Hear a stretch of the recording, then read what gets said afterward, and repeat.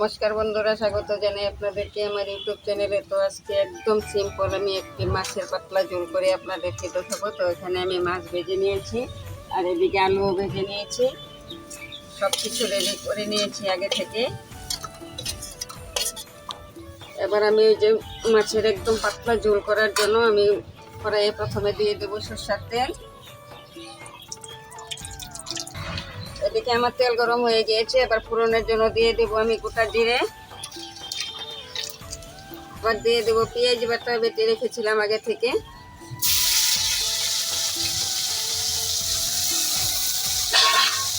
এবার দিয়ে দেবো লঙ্কা বাটা, জিরা বাটা, ধনে বাটা,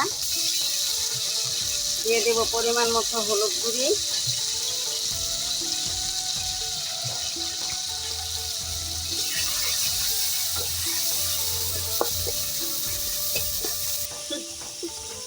এবার দিয়ে দেবো টমেটো কুচি, এবারে দিয়ে দেবো পরিমাণ মতো লবণ,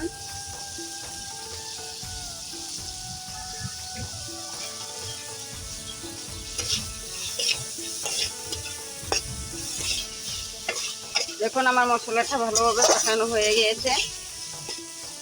দেখুন মশলা থেকে আমার একদম ভালোভাবে তেল ছেড়ে গিয়েছে। এবার দিয়ে দেবো ভেজে রাখা আলুগুলোকে। এখন আমি এভাবে আলুগুলোকে ভেজে রেখেছিলাম।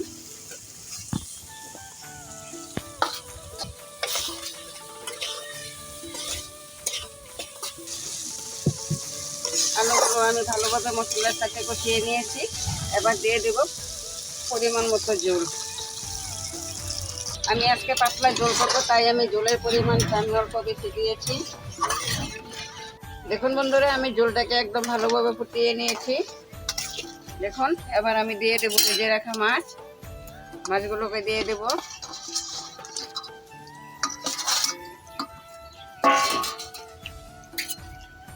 এবার দিয়ে দেবো ধনে পাতা কুচি,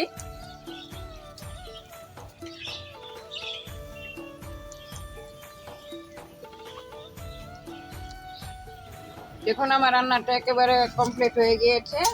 এবার আমি মাত্র 2 মিনিট টাইম আমি জাল করে নামিয়ে নেব। দেখুন বন্ধুরা, আমার রেসিপি একদম কমপ্লিট। এবার নামিয়ে নেব।